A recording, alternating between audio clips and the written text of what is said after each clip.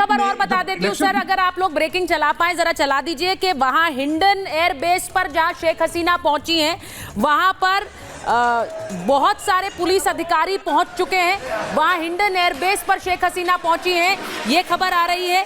और उनका जो विमान है वो तकरीबन 5:35 पर पहुंचा और उसके बाद वहां पर सिक्योरिटी ऑफिशियल्स, मिलिट्री ऑफिशियल्स इस वक्त हिंडन एयरबेस पर मौजूद हैं, जो खबर आ रही है। तो ये लगातार आपको ब्रेकिंग भी देते रहेंगे। लेकिन इस बीच एक और सवाल जो हम पूछ रहे हैं वो सवाल ये कि वहां पर अब बांग्लादेश में लोकतंत्र होगा या फिर एक अलग सरकार बनाने की कोशिश हो रही है या फिर एक मिलिट्री को, क्योंकि बार बार शेख हसीना की तरफ से कहा जा रहा है, उनके बेटे की तरफ से कहा जा रहा है कि किसी भी सरकार को बनाने की कोशिश बांग्लादेश के रास्ते में एक बहुत बड़ा रोड़ा होगी, क्योंकि वहां पर आप बांग्लादेश की चुनी हुई सरकार को हटाकर दूसरी सरकार नहीं बना सकते हैं। समरपाल तूर सर, आप बताइए जरा, ये कि बांग्लादेश में इस वक्त आपको लग रहा है कि एक अलग सरकार बन पाएगी जो कि कहा जा रहा है? देखिए, अभी तक इस मेन मुद्दा, ये जो स्थिति आज पैदा हुई है वो बेसिकली अनएम्प्लॉयमेंट की वजह से पैदा हुई है। और ये अनएम्प्लॉयमेंट को कंट्रोल करने के लिए शेख हसीना की गवर्नमेंट ने एक कोटा सिस्टम इंट्रोड्यूस किया, पर इस कोटा सिस्टम को एक नेपोटिज्म का रूप दे दिया, किसने? जमात इस्लामी मुस्लिम पार्टी ने। ये प्रो पाकिस्तान पार्टी है, इसका वहां पे काफी वेटेज है। और ये जितनी भी मॉब्स हैं, जितना भी एग्रेशन और जितनी भी इन्होंने जेल तोड़े हैं, इन्होंने अभी तक 160 बहुत ही माने हुए क्रिमिनल्स को छुड़ाया है। इन मॉब्स ने इन्होंने पोस्ट ऑफिसेस, बस स्टैंड्स, रेलवे स्टेशंस, जितनी भी पब्लिक प्लेसेस हैं, सब पे इन्होंने डिस्ट्रक्शन की है और 200 लोग मारे जा चुके हैं। तो मैं ये कहता हूं कि एक किस्म से बांग्लादेश की आर्मी ने मैच्योरिटी दिखाई कि जो 4 लाख लोगों ने जो शेख हसीना का जो अभी घर को घेरा हुआ था, यदि आर्मी इन पे फायर खोलती तो यहाँ पे बहुत ही बड़ा कांड होता, यूएन को इन्वॉल्व होना पड़ता, इंटरनेशनल एजेंसीज को ग्राउंड पे उतरना पड़ता, रेड क्रॉस की इन्वॉल्वमेंट होती। It would have been a pure destruction of their political status and system. तो इसे बचाने के लिए फौज ने मजबूरन शेख हसीना जी को बोला कि हम आपको सेफ पैसेज दिलाते हैं, आप जाइए, क्योंकि इतनी बड़ी तादाद में लोगों को कंट्रोल करना और उनपे फायर खोलना और खुद की फौज ने, तो ये संभव नहीं था। पहली चीज तो ये। दूसरा इन्वॉल्वमेंट है इसमें Bangladesh Muslim party.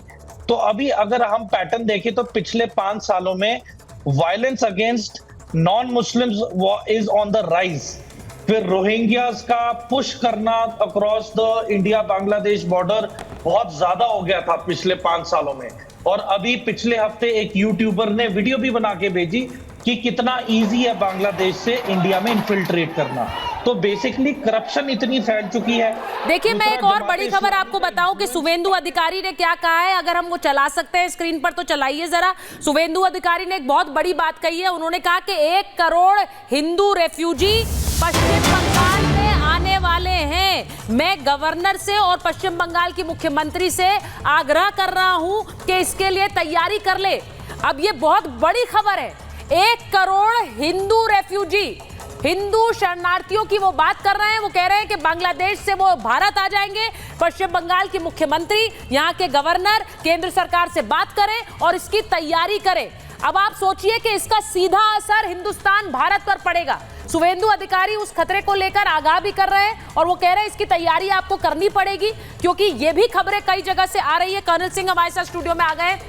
Colonel Singh, ये भी खबरें आ रही हैं कि वहां पर जो बांग्लादेश में कई जगह हिंसा हो रही है और खासकर जो हिंदू पॉकेट्स हैं वहां पर हिंसा हो रही है। जय हिंद। इसमें कोई शक नहीं है कि जब भी कभी आप देखेंगे कि इस तरह की कंट्रीज़ में, चाहे इवन श्रीलंका को भी इंक्लूड कर लें, कि जब इस तरह की हिंसाएं होती हैं तो माइनॉरिटीज़ जो हैं उनके ऊपर ज़रूर एक तरह का अटैक और एक प्रेशर आता है, इसमें कोई शक नहीं है। लेकिन मैं, अगर आप इजाज़त दें, मैं थोड़ा सा डाइवर्ट करूँगा।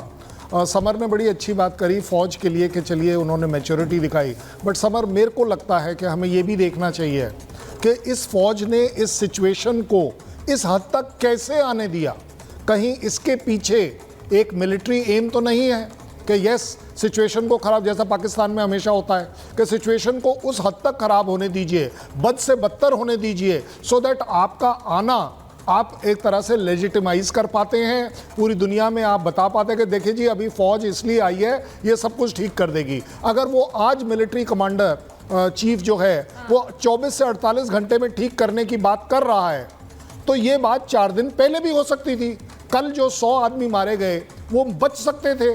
अगर ह्यूमैनिटेरियन एंगल देखना है, मुझे लगता है कहीं ना कहीं इस सारी की सारी सिचुएशन को होने दिया जा रहा है, होने दिया जा रहा था और होने दिया जा रहा है। कोई रीजन नहीं होना चाहिए कि एक प्राइम मिनिस्टर जाने के बाद उसके प्राइम मिनिस्टर आवास पे लूट होनी चाहिए या किसी भी तरह की सिक्योरिटी नहीं होनी चाहिए। यस, आप फायर मत करिए बट सिक्योरिटी दिखनी चाहिए। बिल्कुल। आर्मी के कोर कमांडर के सर एक और बड़ी खबर है वो भी बता दूं, क्योंकि इस वक्त आप सोचिए शेख हसीना भारत कई बार आई हैं, लेकिन पहली बार वो वहां पर उन्हें अल्टीमेटम दिया गया, वो भागकर अपना देश छोड़कर भारत आई हैं। ये बहुत बड़ा, बहुत सिग्निफिकेंट इवेंट है और शेख हसीना का भारत में होना, जो खबर हमारे पास आ रही है वो ये कि हिंडन एयरबेस से वो दिल्ली एयरपोर्ट जाएंगी। शेख हसीना एयरपोर्ट पर बांग्लादेश राजनयिकों से भी मुलाकात करेंगी, यानी कि बांग्लादेश के जो अधिकारी यहाँ पर बांग्लादेश एम्बेसी में तैनात हैं उनसे मुलाकात करेंगी और मुलाकात के बाद आगे की रणनीति वो तय करेंगी।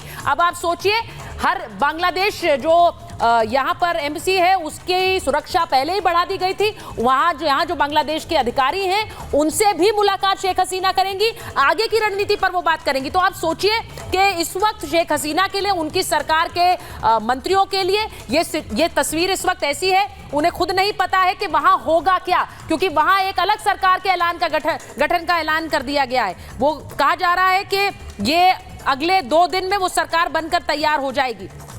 सवाल सबसे बड़ा ये है कि शेख हसीना के लिए जो कुछ वहां वो जिसे सैबोटाज कहती रही, जिसके लिए वो कहती रही कि उनके सरकार के खिलाफ षड्यंत्र है, इसमें बाहर के देशों का क्या रोल है, चीन और अमेरिका जैसे देशों का क्या रोल है, मैं इस पर बात करना चाहती हूं। मेजर जनरल सिवाच आ गए हैं, उस सवाल को प्ले कर दीजिए। मेजर जनरल सिवाच, मैं आपसे पूछ रही हूं, बहुत सी चर्चाएं ये हो रही हैं कि अमेरिका, चीन जैसे देशों का बांग्लादेश में जो हुआ है उसमें क्या कोई रोल है? आप बताइए हमें, हमारे दर्शकों को।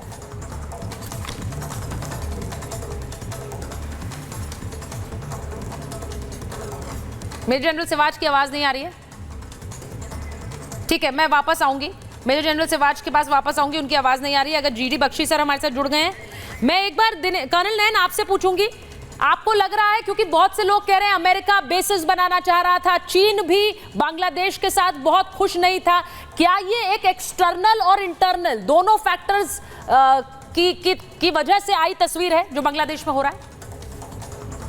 नहीं, कुछ रोल हो सकता है सुचारुता इसके अंदर, बिकॉज जब शेख हसीना चाइना में गई थी अभी मीटिंग करने के लिए, तो बीच में मीटिंग छोड़ के आई थी, तो उससे भी कुछ इशारे हुए थे। और अमेरिका का जो फॉलोअप था कि जो ये जो चितगोंग का इनका पोर्ट है उसके ऊपर जो चीन अपना वर्चस्व बनाने की कोशिश कर रहा था, तो उधर से अमेरिका ने भी कुछ इनडायरेक्टली, क्योंकि काफी ट्रेड अमेरिका को जाती है यहाँ से, जो इनका इकोनॉमिकल ग्रोथ हुआ है। बट मैं थोड़ा सा पहला, अगर परमिट करें तो पहला पॉइंट कवर करने की कोशिश करूंगा।